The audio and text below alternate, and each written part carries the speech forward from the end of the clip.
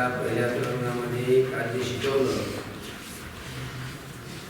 काय शिकवलं तर अधिकारी ग्रंथाचा जो अधिकारी आहे तो अधिकार सिद्ध झाल्याच्या नंतर या अधिकारी पुरुषाला काय कर्तव्य आहे तर ते सांगितलं की त्याने श्रवण करावं, मनन करावं, निध्यासन करावं, तत्वपदार्थ शोधन करावं, म्हणजे त्याला ब्रह्मसाक्षात्कार होईल.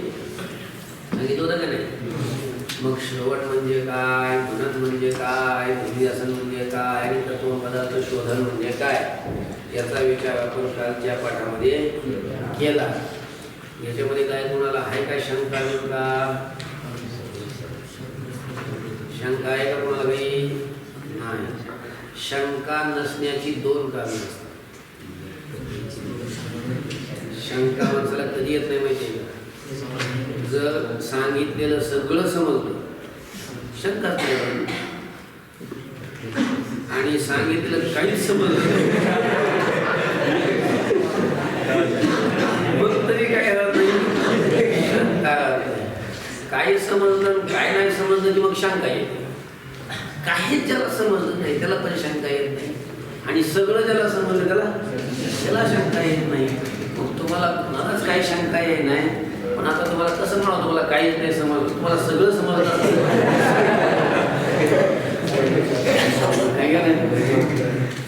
आणि पुढं चालवत आहे का? काल आपण ह्या सगळ्या याची श्रवणाची, मननाची, निध्यासनाची, तत्वपदार्थ शोधनाची लक्षणं आपण पाहिली. आणि ग्रंथकारांनी असं सांगितलं की या सर्व साधनामध्ये ब्रह्मज्ञानाचं म्हणजे जीवब्रह्मैक्य ज्ञानाचं अंतरंग साधन, अत्यंत अंतरंग साधन, अत्यंत जवळचं साधन, की ते साधन झालं की लगेच ब्रह्मसाक्षात्कार होतं, लगेच ब्रह्मज्ञान होतं, जीवब्रह्मैक्य ज्ञान उत्पन्न होतं. अशा प्रकारचं जर साधन कोणतं असेल त्याचं कोणतंय शोध, कोणतंय त्यांनी. आणि मग तत्वपदार्थाचा शोध घेतला, तुझ्या मुखातून ते वाक्य ऐकलं, महावाक्य ऐकलं की त्या वाक्याचा कानाशी संबंध झाला की लगेच त्याच्या अंतःकरणामध्ये काय होतं, वृत्ती आत्माकार होते आणि त्याला आपला आत्मा हा ब्रह्मरूप आहे असं काय होतं, साक्षात्कार होतो, ज्ञान होतं. लक्षामध्ये बघा आता. आणि मग म्हटले की श्रवण मनन ते कशाला आहे? श्रवण मनन निध्यासन हे कशाला आहे? ग्रंथकारांनी कालच्या सांगितलं का नाही? अहो म्हटले त्याला गुरुच्या वाक्याच्या द्वारा ज्ञान झाल्याच्या नंतर, तत्वपदार्थ शोधन करून ज्ञान झाल्याच्या नंतर जर काही शंका राहिल्या, जर काही विपरीत भावना राहिली तर या शंकेच्या निवृत्ती करता आणि विपरीत भावनेच्या निवृत्ती करता मग श्रवण मनन आणि निध्यासन सांगितलेलं आहे. अलग लक्षामध्ये इथपर्यंत आलं. आता पुढं बघा, पान नंबर 11 आणि हेडिंग नंबर 20. असंभावना व विपरीत भावना यांचं लक्षण. हे तुम्हाला एक नकाशा नंबर 3 दिलाय बघा, दाखवतो तुम्हाला. नकाशा नंबर 3 काढा.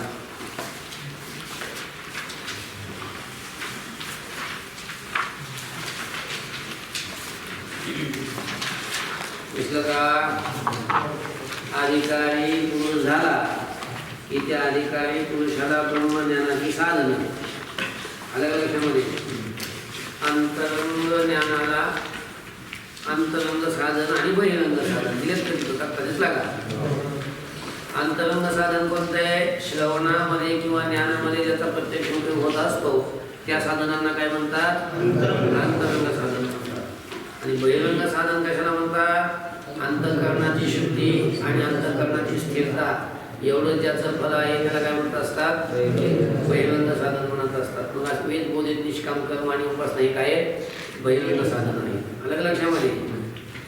हां, आता ते तिथंच संपलं दुसरा प्रकार बहिरंग साधनाचा.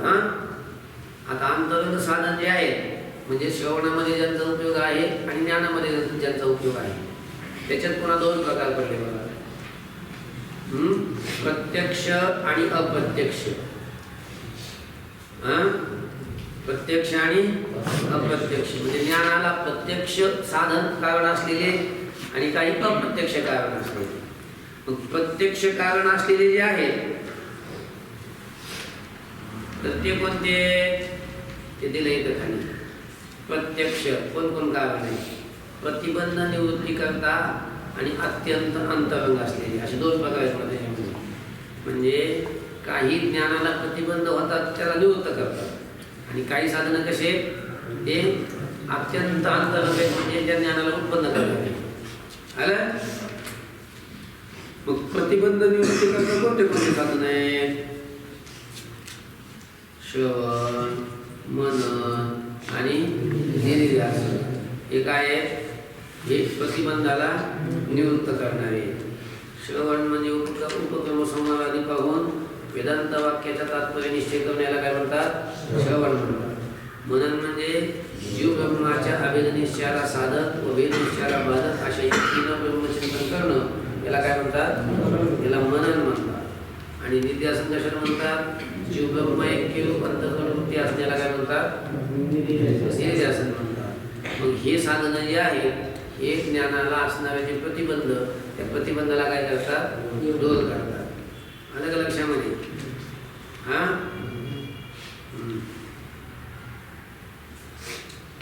आता काही अप्रत्यक्ष साधने अंतर्गत साधने ज्ञानाची पण कसे प्रत्यक्ष नाही कशी ती अप्रत्यक्ष साधने. असे कोणते? साधन चतुष्टय विवेक वैराग्य समाधी शक्ती आणि विवेक वैराग्य समाधी शक्ती आणि मोक्ष त्याची व्याख्या झालेली आहे सगळ्या आहे की नाही. आणि ती समाधी शक्तीचे 6 प्रकार खाली दिले आहेत. शब्द श्रद्धा उपनम समाधान आणि दीक्षा. आलं का लक्षात? कळलं का? ते 2 नंबरचा नकाशा त्याचा पण अभ्यास करा. सांगू देऊ का तुम्हाला? काही गरज नाही ते सांगायचं कसे देईल तुमच्या. बघा वेदांत विषयाचे अनुबंध चतुष्टय. वेदांत विषय जो आहे की नाही तर याचा अनुबंध चतुष्टय कसा आहे? अधिकारी विषय प्रयोजन आणि संबंध असे काय हे 4 अनुबंध आहेत. त्या प्रयोजनामध्ये 2 प्रकार आहेत. अवांतर प्रयोजन आणि परम प्रयोजन. अवांतर प्रयोजन काय आहे? जीव ब्रह्म ऐक्य ज्ञानाची प्राप्ती. आणि परम प्रयोजन काय आहे? प्राप्ती. कळलं का? संबंध जो आहे की नाही संबंध त्या संबंधाचे 4 प्रकार आहेत बघा. प्राप्य प्रापक भाव संबंध, कर्तव्य भाव संबंध, प्रतिपाद्य प्रतिपादक भाव संबंध, जन्यजन भाव संबंध. आलं का लक्षात? मग प्राप्य प्रापक भाव संबंध कुणाचा आहे? फल आणि अधिकाराचा प्राप्य प्रापक भाव संबंध आहे की नाही. कर्तृकर्तव्य भाव संबंध अधिकारी व विचारांचं यामध्ये कर्तृकर्तव्य भाव संबंध आहे. प्रतिपाद्य प्रतिपादक भाव संबंध कोणामध्ये आहे? यामध्ये आहे. जन्यजनक भाव संबंध कोणामध्ये आहे? ज्ञानामध्ये. शिकवले मी सगळं तुम्हाला मला होऊन गेले सगळे.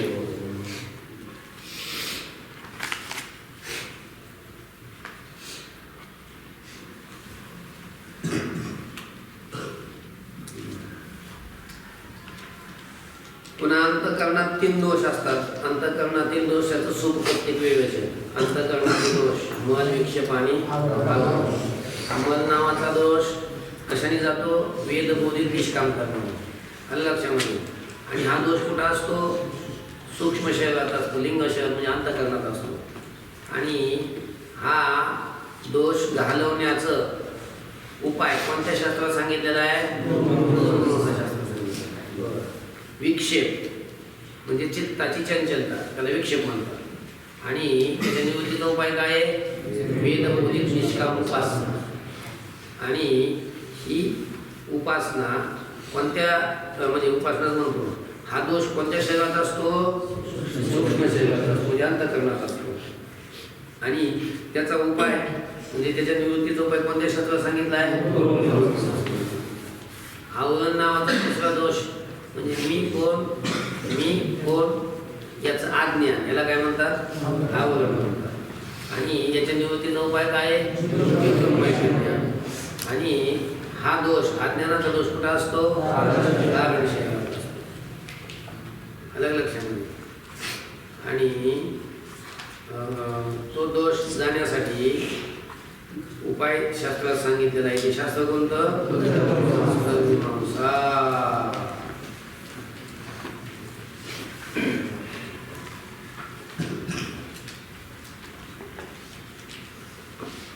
काय झालं? म्हणजे अज्ञान. अज्ञानाचं अवलंब करतो ना.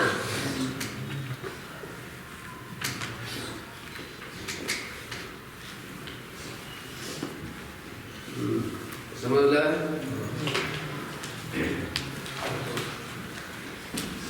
आता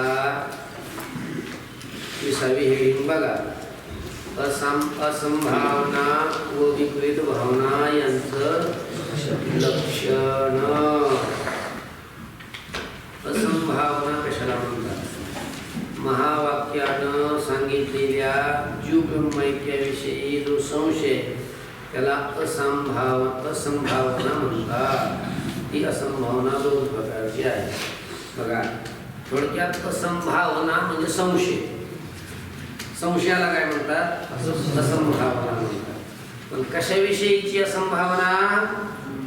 जीव ब्रह्मैक्य याविषयीची. जीव आणि ब्रह्म यांची एकता सांगितली वेदांनी.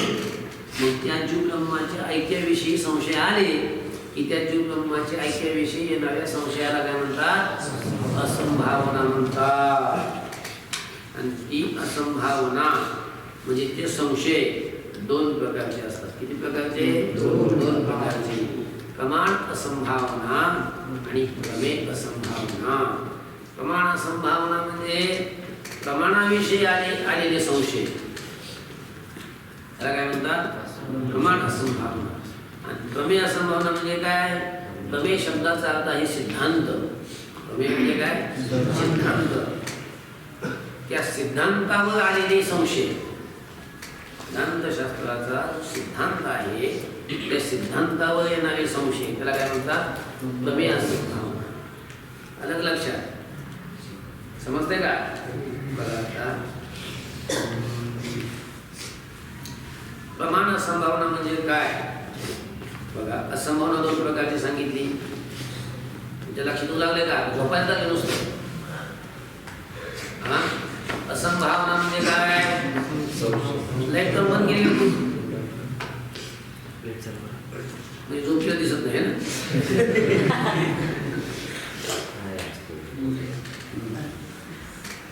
असंभावना म्हणजे काय? संशय.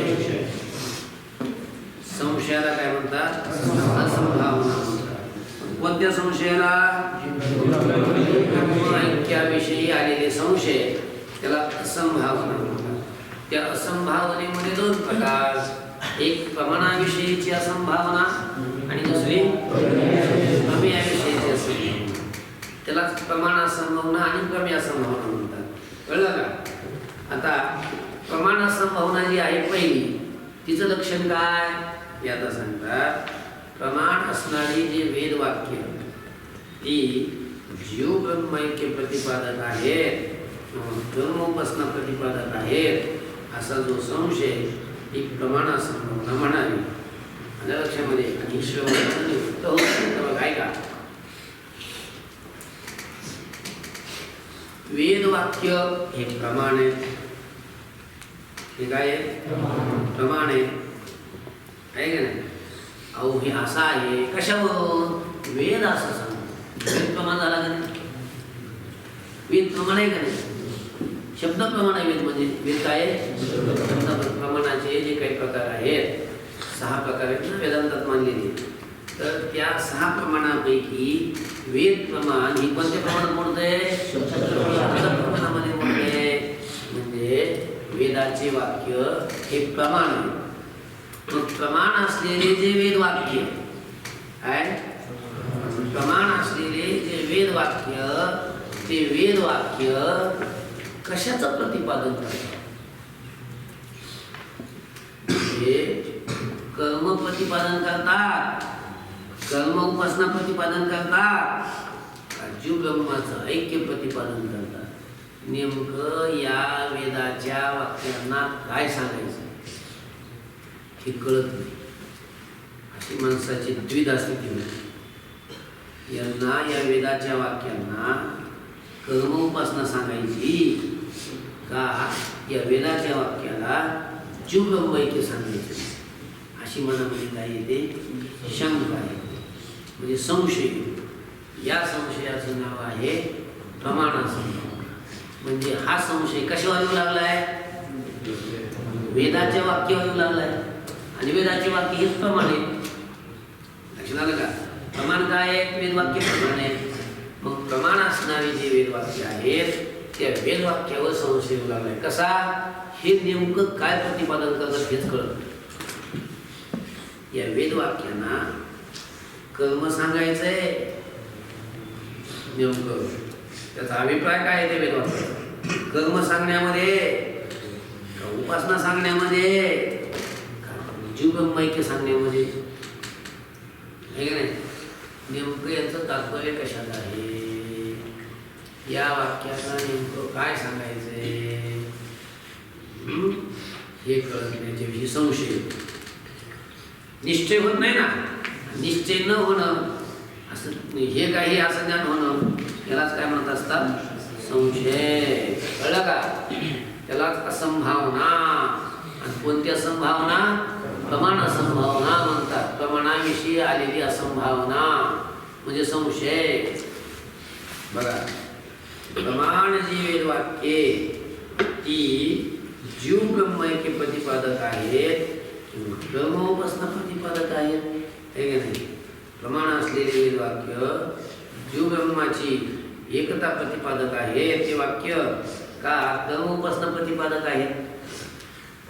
असा जो संशय ही प्रमाण असंभावना म्हणावी. ही कोणत्या संभावना आहे? प्रमाण असंभावना. आणि ही प्रमाण असंभावना ही कशाने निवृत्त होते? श्रवणानं निवृत्त होते. श्रवण हे साधन सांगितलं ना. या श्रवणरूपी साधनाच्या द्वारा ही काय होते? प्रमाण असंभावना निवृत्त होते. नीट विषय समजून घ्या. प्रमाण असंभावना म्हणजे काय? प्रमाण असणारे वेदवाक्य आणि त्या वेदवाक्याबद्दल होणारा संशय, म्हणजे ते वाक्य हे जीव ब्रह्माचं ऐक्य प्रतिपादक आहे का कर्म उपासना प्रतिपादक आहे, असा होणारा संशय याला म्हणतात प्रमाण असंभावना. कळलं का? आणि याची निवृत्ती होते श्रवणानं. श्रवण या साधनानं. कसं काय निवृत्त होते बाबा? तुम्ही विचार केला का? लक्षात तुमच्या श्रवणानं कसं काय निवृत्त होईल? श्रवण म्हणजे नुसतं कानाने ऐकणं नव्हे. मग श्रवण कशाला म्हणतात? काल आपण बघितलं होतं श्रवणाची व्याख्या. श्रवण म्हणजे वेदाच्या वाक्याचं तात्पर्याचा निश्चय. आणि तो कशाच्या द्वारा? युक्तीनं, षडलिंगाच्या द्वारा. कशाच्या द्वारा? षडलिंगाच्या द्वारा. उपसंवाद, अभ्यास, अपूर्वता,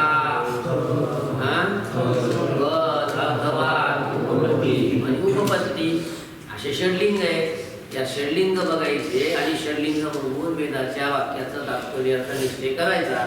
मग वेदाच्या वाक्याच्या तात्पर्याचा निश्चय झाला की त्याला काय म्हणतात? श्रवण म्हणतात. मग निश्चय झाल्यावर कशाला पुन्हा संशय राहील? म्हणजे संशयाची होती कशाने होत असते? निश्चयानं.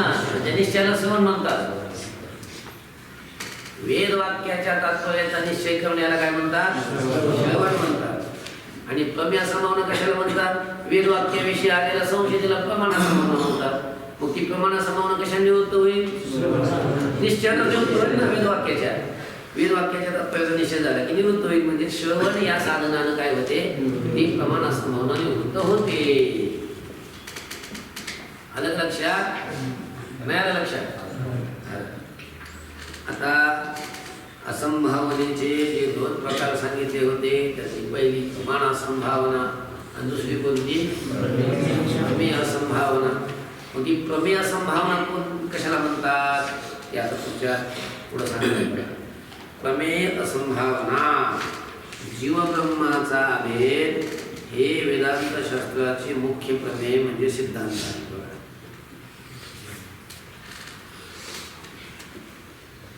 जीव ब्रह्म एक आहे हा वेदांताच्या शास्त्रात वेदांत शास्त्रातला मुख्य सिद्धांत. जीव ब्रह्म एव ना पर जीव ब्रह्मच आहे. ब्रह्म सत्यम जगत मिथ्या. जीव ब्रह्म एव ना पर ब्रह्म सत्यम जगत मिथ्या. जीव ब्रह्म एव ना पर जीव ब्रह्मच आहे. व्यासाने सांगितलं ना, काय म्हणतात व्यासवर्षी यदुक्तं ग्रंथकोटिभिः श्लोकादेन प्रवक्ष्यामि. यदुक्तं ग्रंथकोटिभिः अर्ध्या श्लोकांना मी तुम्हाला सांगेन. अर्ध्या श्लोकात काय सांगता तुम्ही? श्लोकादेन प्रवक्ष्यामि. अर्ध्या श्लोकाने मी तुम्हाला सांगतो. काय सांगतो? यदुक्तं ग्रंथकोटिभिः करोडो ग्रंथांनी यदुक्तं कोटी ग्रंथभिः यदुक्तं. करोडो ग्रंथाच्या द्वारा जे सांगितलेलं आहे ते तुम्हाला मी किती श्लोकात सांगतो? पूर्ण एका श्लोकातही नाही, अर्ध्या श्लोकात सांगतो. सांगायला लागले अर्ध्या श्लोकात काय काय सगळ्या कोटी ग्रंथानं काय सांगितलं? ब्रह्म सत्यम जगत मिथ्या. ब्रह्म सत्य आहे, जगत मिथ्या आहे. जीव ब्रह्मैव. जीव काय आहे? ब्रह्मच आहे ना परा, दुसरा नाही. कळलं का? हा हे व्यासाने सांगितलं. म्हणजे वेदांत शास्त्राचा मुख्य सिद्धांत आहे जीव ब्रह्मैव. जीव हा काय आहे? ब्रह्मच आहे. आणि मग जीव आणि ब्रह्माचा भेद हा आहे वेदांत शास्त्राचा मुख्य सिद्धांत. सिद्धांत म्हणजे प्रमेय, वेदांत शास्त्राचा मुख्य प्रमेय. आणि मग या जीव ब्रह्माच्या ऐक्यावर संशय आला. जीव ब्रह्माच्या अभेदाविषयीच काय आला? संशय आला की त्याला म्हणायचं प्रमेय असंभावना. जीव ब्रह्माचा अभेद हा काय? प्रमेय.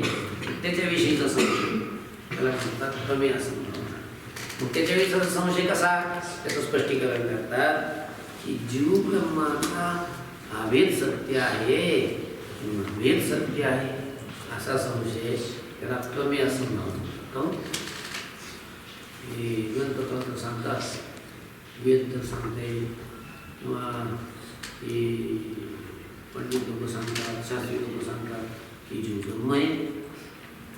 जीव काय? ब्रह्म आहे. खरं जीव ब्रह्म असतो. खरं नेमकं काय असतं? जीवाचा आणि ब्रह्माचा भेद खरा असं का अभेद खरा असं? काय खरं नेमकं? जीव ब्रह्माचा भेद सत्य आहे का अभेद सत्य आहे? अशा प्रकारचा संशय आला. कशावर? जीव ब्रह्म ऐक्याचा जो सिद्धांत आहे त्या सिद्धांतावर प्रमेयावर संशय आला. पुण्या संशयाला म्हणायचं प्रमेय असं म्हणायचं. कळलं का? बघा, जीव ब्रह्माचा भेद हे वेदांत शास्त्राचे मुख्य प्रमेय म्हणजे सिद्धांत आहे. आणि तो जीव ब्रह्माचा भेद सत्य आहे किंवा भेद सत्य आहे असा जो संशय त्याला प्रमेय संभावना म्हणतात. आणि ही प्रमेय संभावना कशाच्या द्वारे नियुक्त होते? मननाच्या द्वारा नियुक्त होते. मनन करायचं. मनन म्हणजे काय सांगा बघा?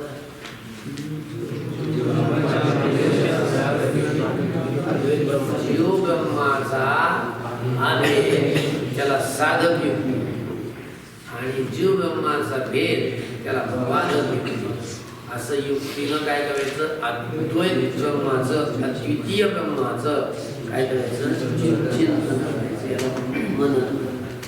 आणि मग असं जीव ब्रह्माच्या ऐक्याला साधक युक्ती आणि भेदाला बाधक युक्ती सांगून त्या युक्तीनं जीव आणि ब्रह्म एक आहेत असं अभेचिंतन करायचं. मग असं चिंतन केल्यावर जीव ब्रह्माचा भेद खराय का अभेद खराय असा हा जो संशय राहील का? हा राहणार नाही. त्या संशयाची काय होऊन जाईल? निवृत्ती होऊन जाईल, म्हणजे कमी असंभावनेची निवृत्ती होऊन जाईल. कळलं का? संशय जोपर्यंत आहे तोपर्यंत साक्षात ज्ञान होत नाही. कळलं का? किंवा झालं तरी ते फल देत नाही, मोक्ष प्राप्त होत नाही. त्याच्यासाठी ज्ञान झाल्यावर जे संशय येतात ते संशय घालवण्यासाठी हे साधन सांगितले.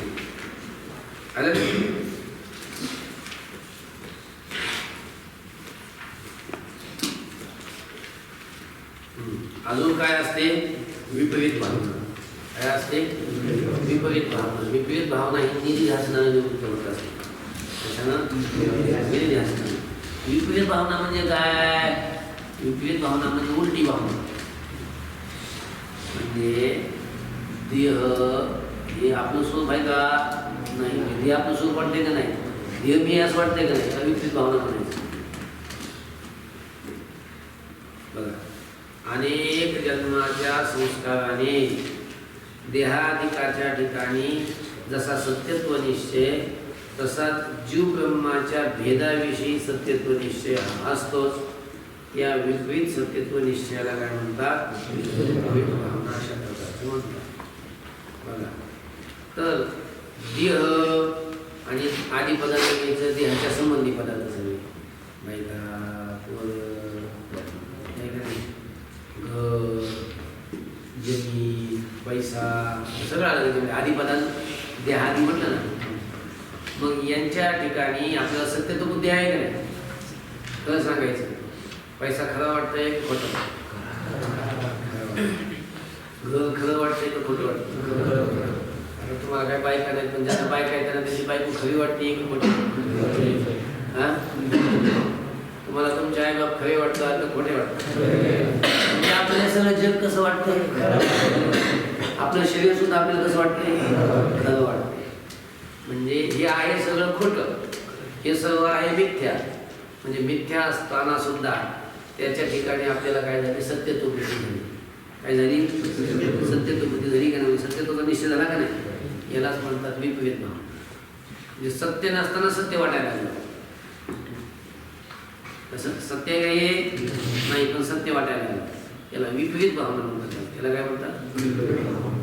बघा, अनेक जन्माच्या संस्कारानं देहाधिकाच्या ठिकाणी जसं सत्यत्व निश्चय आहे तसंच जीव ब्रह्माच्या भेदाविषयी सत्यत्व निश्चय असतो. मग देह सत्य जसा वाटतो तसं जीवाचा आणि ब्रह्माचा भेद सुद्धा काय वाटतो आपल्याला? इमानदारीनं सांगायची. पुस्तकात काय ते नाही सांगायचं, खरं सांगायचं. ब्रह्म आणि आपण म्हणजे जीव, हे आपण एक आहोत असं वाटतंय का आपण भिन्न आहोत असं वाटतं? खरं सांगायचं. भिन्न आहोत असं वाटतंय का? हां, काय वाटतं? एक आहे असं वाटतंय? एक आहे असं वाटत नाही, भिन्न आहे असं वाटतं. भिन्न म्हणजे भेद.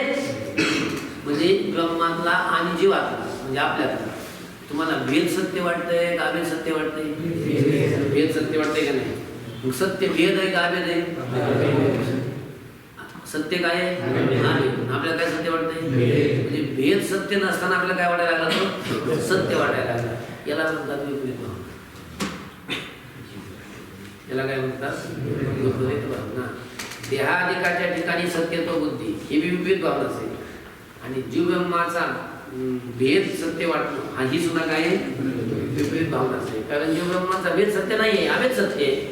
पण अभेद सत्य असताना आपल्याला अभेद सत्य वाटत नाही, भेद सत्य वाटते. जो भेद सत्य नाही तो भेद आपल्याला काय वाटतोय? सत्य वाटतोय. मग ही आहे विपरीत भावना. लक्षात आलं?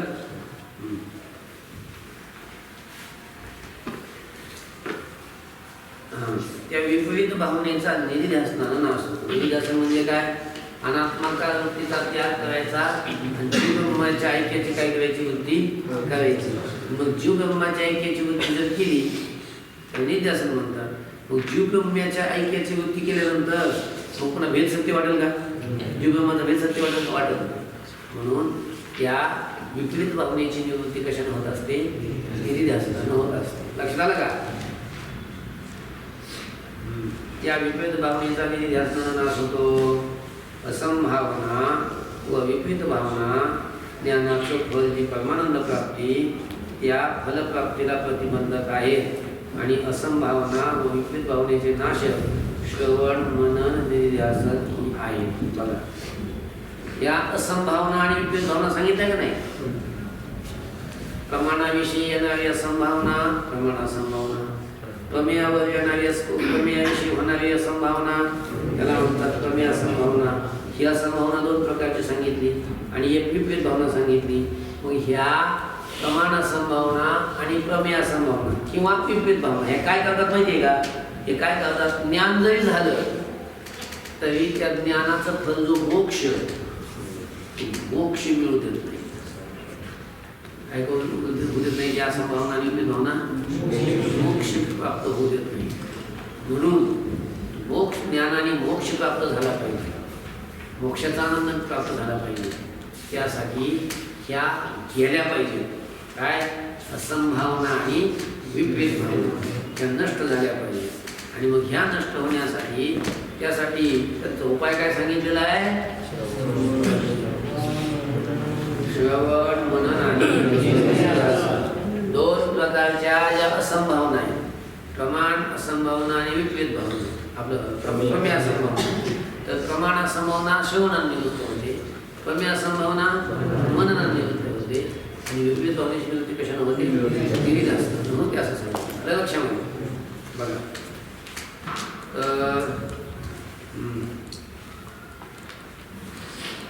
विपरीत भावनेचा निधी असणं नाश होतो.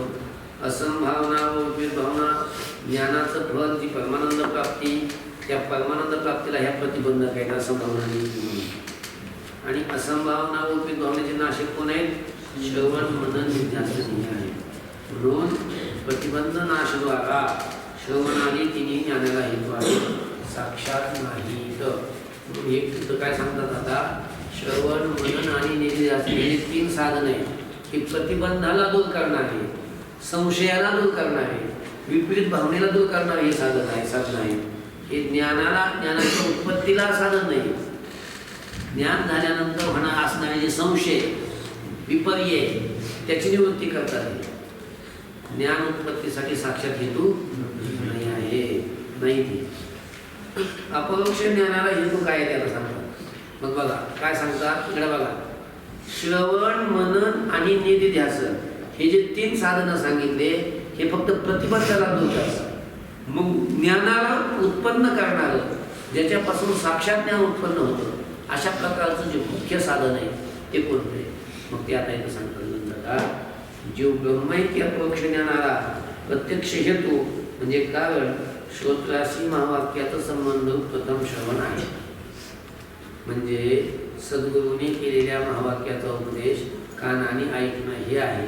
वेदांत वाक्य दोन भागात काय सांगतात, ज्ञानाचं खरं कारण, ज्ञानोत्पत्तीचं ज्ञान म्हणजे कोणतं? जीव ब्रह्मैक्य ज्ञानाचं खरं कारण हे आहे गुरूंनी उच्चारलेलं महावाक्य. काय आहे? गुरूंनी उच्चारलेलं महावाक्य. त्या महावाक्याचं ज्या वेळेला श्रवण होतं कानाच्या आलं लक्षामध्ये, ते श्रवण त्याच्यापासूनच काय होत असतं? जीव ब्रह्मैक्य ज्ञान उत्पन्न होत असतं. आलं लक्षामध्ये.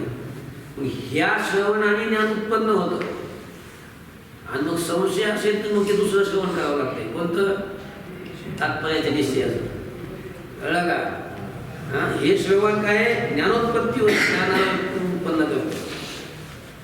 गुरूंच्या कानाचा, गुरुच्या मुखाचा आणि आपल्या शिष्याच्या कानाचा संबंध झाला म्हणजे गुरुच्या मुखातून महावाक्याचा उपदेश कानाने ऐकला, ऐकल्याबरोबर त्याच क्षणी त्याला काय होत असतं?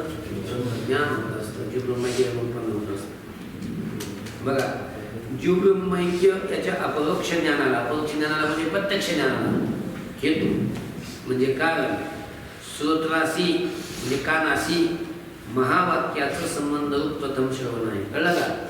महावाक्याचा कानाशी संबंध, असं संबंध स्वरूपाचं जे श्रवण आहे हे श्रवण त्या ज्ञानाला काय असतं? कारण असतं. म्हणजे सद्गुरूंनी केलेल्या महावाक्याचा उपदेश कानाने ऐकणं हेच त्याला काय आहे? हेतू आहे. वेदांत वाक्य दोन प्रकारचे, वेदांतातले जे वाक्य आहे ते किती प्रकारचे? दोन प्रकारचे. कोणते दोन प्रकार? काही अवांतर वाक्य आहेत, काही महावाक्य आहेत असतात लक्षामध्ये.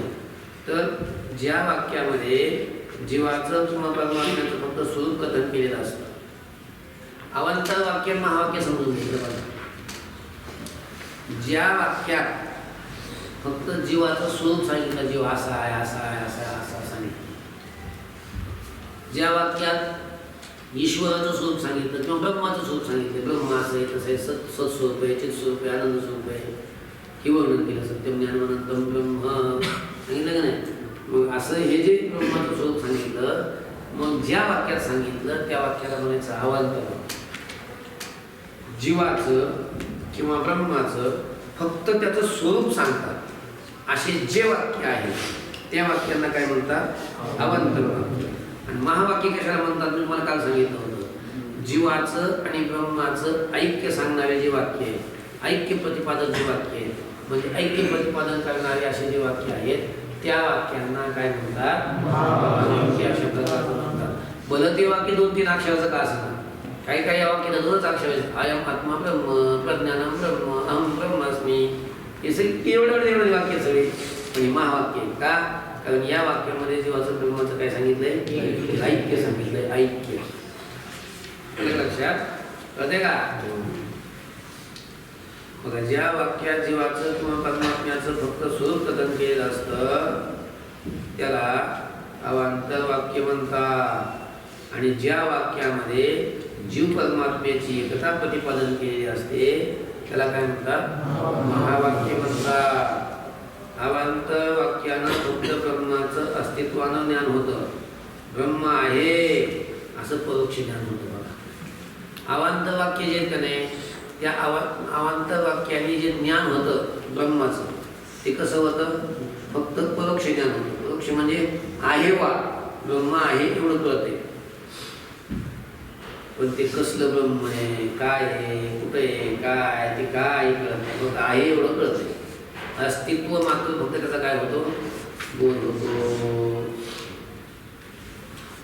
आणि महावाक्याने प्रत्यक्ष ज्ञान होत असते, अपरोक्ष ज्ञान होत असते.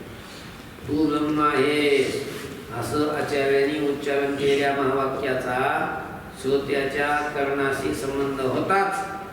मी ब्रह्म आहे असं ब्रह्माचं आत्मत्वानं श्रोत्याला काय होतं? अपरोक्ष अशा प्रकारचं प्रत्यक्ष ज्ञान होतं. कळलं का? तुझ्या मुखातून तू ब्रह्म आहेस असं ऐकलं तर तो मशी असं ऐकलं की त्या शब्दाने त्या वाक्याने त्याला काय होत असतं? ब्रह्माचं आत्मत्वानं ज्ञान होत असतं. मी ब्रह्म आहे असं. पण ते कसं अपरोक्ष ज्ञान होतं, प्रत्यक्ष ज्ञान होतं. श्रोत्याशी कर्णद्वारा दोन्ही उच्चारण केलेल्या वाक्याचा संबंध न झाला आहे का? श्रोत्याच्या कानाशी जर दोन्ही उच्चारण केलेल्या वाक्याचा संबंध झाला नाही तर ब्रह्माचं अपरोक्ष ज्ञान होत नाही. यावरून श्रोत्र संबंधी महावाक्यच अपरोक्ष ज्ञानाला हेतू आहे. आणि त्या श्रोत्यांशी अवांतर वाक्याचं श्रवण हे परोक्ष ज्ञानाला हेतू आहे. बरं, म्हणून अपरोक्ष ज्ञानाला हेतू काय सांगितलं? महावाक्य. गुरुच्या मुखातून ऐकलेलं महावाक्य हेच अपरोक्ष ज्ञानाला काय आहे? हेतू आहे, कारण आहे. अपरोक्ष ज्ञान म्हणजे प्रत्यक्ष ज्ञान. जे ब्रह्मैक्याचं प्रत्यक्ष ज्ञान त्याला काय म्हणत असतात? अपरोक्ष ज्ञान. आणि त्या अपरोक्ष ज्ञानाला हेतू काय आहे? महावाक्य आहे. यावरून अपरोक्ष झालं.